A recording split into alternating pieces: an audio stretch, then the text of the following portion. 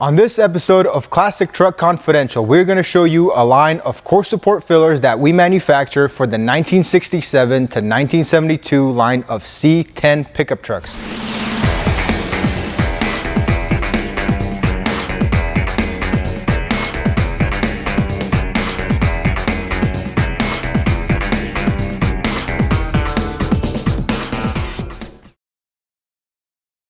As you can see, from 1967 to 1972, Chevrolet manufactured these trucks with a big open gap between the core support and the grille.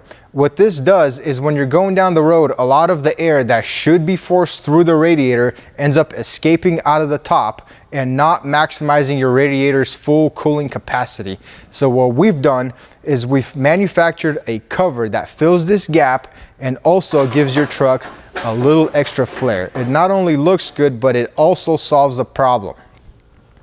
So when it comes to these trucks, they're owned by a lot of different people and they all have different tastes and different flavors. And what I wanted to do was I wanted to create a panel that would suit each taste and each flavor as much as I could within reason. So the very first one I created is just a plain, simple, flat, no design. This would be great for somebody that just wants something basic. This is also the cheapest one out of the bunch. But if you just want something quick that'll get the job done and no flashy designs on there, this is a great choice. You could be powder coated to match the color of your truck, and this will work just fine.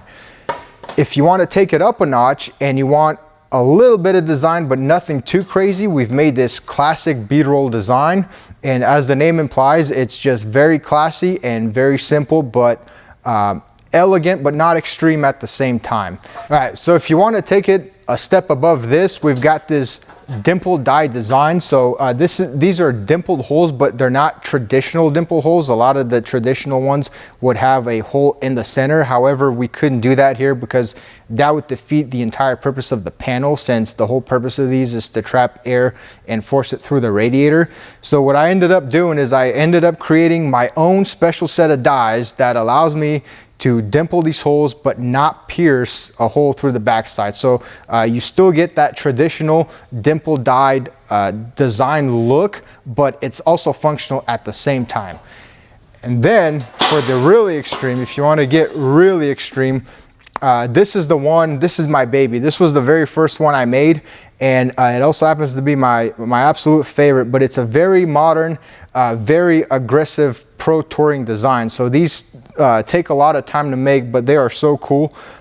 It's basically like a modern dimpled square design that you see on a lot of things. Like a lot of the older AMG cars have that, you know, those squares leaning forward. And this goes really well with the guys that are building pro touring trucks. So if you're looking for something cool and extreme, this would be the one you want right here. All right, so all the panels that I just showed you guys are made out of mild steel, which will need to be coated or clear coated. If you like the bare metal look, you're gonna have to clear coat these. Or if you want to powder coat them to match your engine bay or the color of your truck, that's also a great option too. But if you're like me and you like the look of bare, beautiful metal that'll never go anywhere, I went to the great lengths of making these out of stainless for you guys. So these are a lot harder to do, but I've managed to put together a system that allows me to make these in stainless. And if you're looking for something that'll stay bare metal forever and never go anywhere, this option is available for you on the website. So just go to where you find the product, and at the bottom you'll see like a little icon, and you can choose whether you want them in mild steel or stainless. These trucks came with this notch in the core support. This is actually just a stamp piece made to strengthen the core support. A lot of the companies that make similar panel require you to trim this out. So you'd have to cut here, here, and here and take that whole piece out in order for this to sit all the way back. However, I didn't want to do any of that. I wanted to make a panel that would just be a drop bolt-in solution without anybody having to cut anything. So I managed to get this design that would sit in here, take up the gap, and still allow the hood to close without the hood hitting on anything here. The only downside to it is there's this little gap between the latch and the panel. So the solution I came up with is this little plastic washer that goes right in here. The bolt goes right through it, and it takes up the gap between the panel and the hood latch. So installing one of these is super simple. There's only 2 bolts and a hood bump stop. Mine's not on here, so I don't even have to take this one off, but if you had yours on, it's just a simple Phillips screw that you just take off and the whole thing comes out. So there's this bolt here and this bolt here. You're gonna have to take this one out. Mine happens to be Torx. I'm not sure if that's what came originally with this truck or if somebody just put these on at some point, but it is what it is. So, you know, it could be different on yours. You'll have to figure out what you've got, but you take both of these bolts out.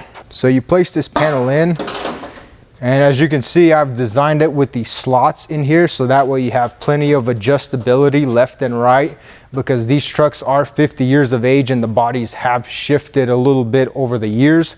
So this gives you plenty of adjustability. Got to make sure your this goes around the hood stop, and then you have your little plastic washer back here. You just fish this on through. You put your bolt through it. Make sure that gets nice in there. Get your bolt in and get that one cinched down. And then you just put this one back in.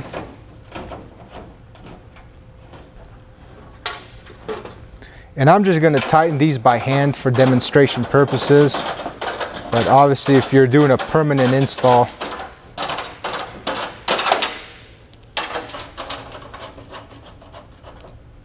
okay, so there's that, and there's that. Okay, so cool.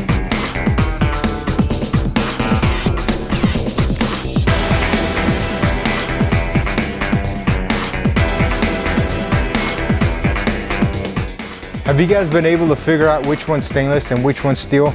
I don't know, but in the meantime, I'll be installing this new radiator cover I made to complement these panels in the next episode of Classic Truck Confidential. Click the video above.